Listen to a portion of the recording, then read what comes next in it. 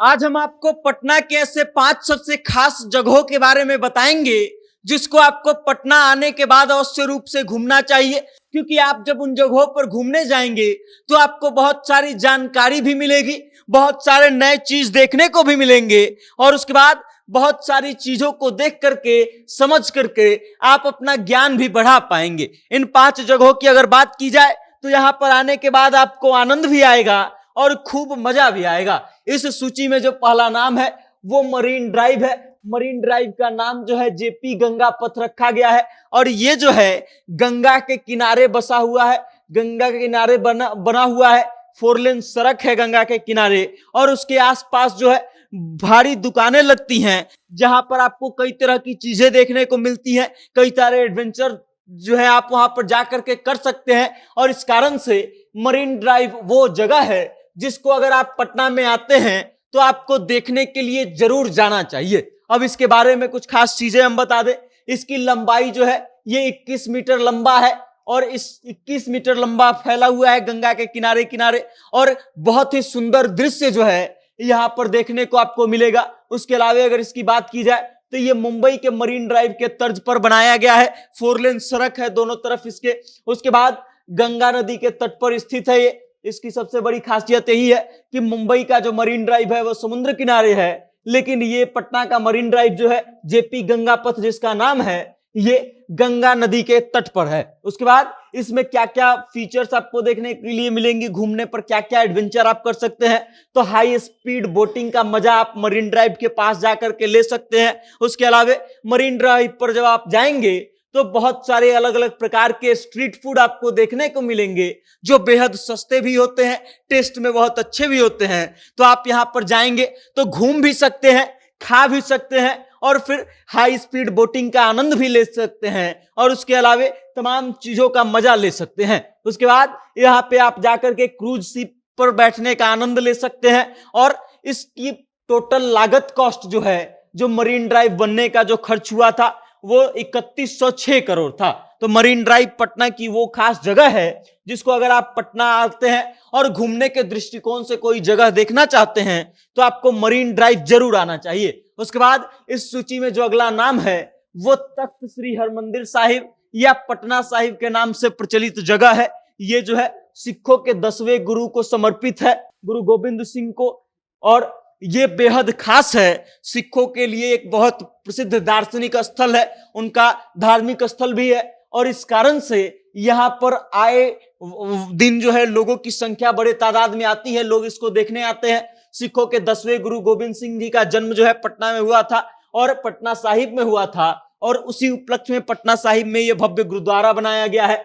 ठीक है, इसका निर्माण जो है 1950 ईस्वी में होता है। 1948 भी बहुत जगह आपको देखने को मिलेगा, लेकिन 1950 जो है वो सर्वमान्य काल है। बाकी इसकी खासियत क्या है, तो ये विश्व का दूसरा सबसे बड़ा तख्त है, सबसे बड़ा गुरुद्वारा है और इसको देखने के लिए लोग विदेशों से भी आते हैं। उसके बाद इसमें सबसे बड़ी खास चीज है कि इसमें 22 सोने के दरवाजे हैं।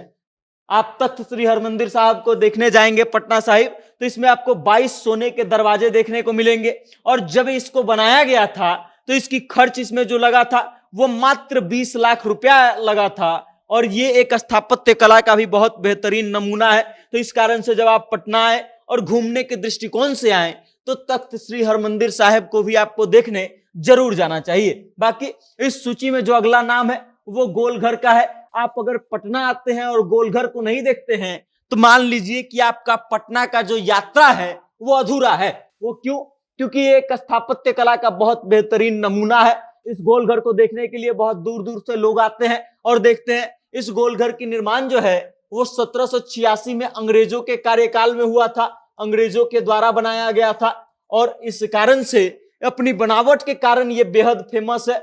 उसके बाद स्थापत्य कला का बेहतरीन नमूना है क्योंकि ऐसा दिखने वाला एकमात्र बिल्डिंग है ये। उसके बाद ये अंग्रेजों के द्वारा अनाज भंडारण के लिए बनाया गया था। मतलब ये कि जब गोलघर बनाया गया था तो ये सोच करके बनाया गया था कि गोलघर में जो है अनाज स्टोर किया जाएगा, क्योंकि 17वीं शताब्दी के में 1700 ईस्वी में एक भयंकर अकाल पड़ा था और उस समय जो है बिहार, बंगाल और तमाम जगहों के लोग जो है भारी संख्या में मर गए थे। और इस कारण से ऐसे अकाल दोबारा आए तो उस समस्या से निपटने के लिए जो है इतने बड़े अंडाज भंडारण गृह का निर्माण कराया गया, जिसका नाम बाद में गोलघर कर दिया गया। इसमें 1,40,000 टन अनाज रखने की क्षमता थी, लेकिन कभी भी ये पूरा भर नहीं पाया। क्यों नहीं भर पाया? क्योंकि इसमें एक इंजीनियर के द्वारा त्रुटि कर दी गई थी। इसके जो दरवाजे थे वो बाहर की तरफ नहीं खुलते थे, बल्कि अंदर की तरफ खुलते थे, और इस कारण से इसको पूरा कभी भरा नहीं जा सकता था, क्योंकि पूरा अगर भर दिया जाता तो इसका दरवाजा कभी खुल ही नहीं पाता। और इस कारण से यह बेहद खास है। बाकी इसके चारों तरफ जो है 145 सीढ़ियां हैं, और अभी भी आप इसके ऊपर चढ़ करके पूरा पटना देखने का लुत्फ उठा सकते हैं। एक समय था जब ये सबसे ऊंची बिल्डिंग हुआ करती थी, और इसके ऊपर अगर आप चढ़ जाते थे तो आपको वहां से पूरा पटना दिखाई देता था। अब जो है पटना में इससे बड़ी बड़ी बिल्डिंगें उपस्थित हैं, इस कारण से आपको पूरा पटना तो दिखाई नहीं देगा। लेकिन आज के समय में भी अगर आप गोलघर पर चढ़ जाते हैं तो आपको आधा पटना जरूर दिखाई दे देगा। बाकी ये अगर आप पटना आते हैं तो आपको गोलघर देखने भी जरूर आना चाहिए। बाकी उसके बाद इस सूची में जो अगला नाम है वो संजय गांधी जैविक उद्यान है, अर्थात पटना जू। पटना का चिड़ियाघर जो है वो भी देखने लायक जगह है। इसका स्थापना जो है 1969 में हुआ था। उसके बाद जो है 1972 में इसको और विस्तारित किया गया, और फिर 1980 में और विस्तार मिला इसको, और 1983 में जाकर के इसको जैव संरक्षण क्षेत्र के रूप में घोषित कर दिया गया, जैविक क्षेत्र के रूप में। अब आप इसके बारे में जान लीजिए, ये 153 एकड़ में फैला हुआ है। 1969 में जब इसकी नींव रखी गई थी तब राज्यपाल हाउस के द्वारा, गवर्नर हाउस के द्वारा जो है जमीन दिया गया था, और उस जमीन पर संजय गांधी जैविक उद्यान को बनाने का काम किया गया था। एक छोटा सा जैव क्षेत्र बनाया गया था। बाद में 1972 में और 80 में इसको विस्तारित किया गया, और 1983 में इसको जैव क्षेत्र के रूप में मान लिया गया। 153 एकड़ में अभी फैला हुआ है वर्तमान में ये। इसमें वर्तमान में 89 प्रजाति की 1000 से अधिक जानवर जो हैं आपको देखने को मिलेंगे। उसके अलावा इसमें सबसे खास चीज है कि दुर्लभ प्रकार के पेड़ आपको देखने को मिलेंगे, और गेंडा की संख्या जो है इसमें सबसे ज्यादा पाई जाती है। गेंडा की संख्या में विश्व में दूसरे स्थान पर आता है ये, और भारत में पहले स्थान पर आता है। मतलब जो एक सिंगी गेंडा होता है उसको अगर आपको देखना है तो पटना जू आपके लिए बेस्ट जगह होगा। बाकी जिराफ के मामले में भी ये नंबर 1 पाया जाता है। इसमें सबसे अधिक संख्या में जिराफ भी पाई जाती हैं। उसके अलावा इसमें जो आकर्षण का केंद्र है वो है ट्री हाउस है, 3D थिएटर है, और उसके बाद सबसे खास कि इसमें एक सफेद बाघ भी आपको देखने को मिलता है।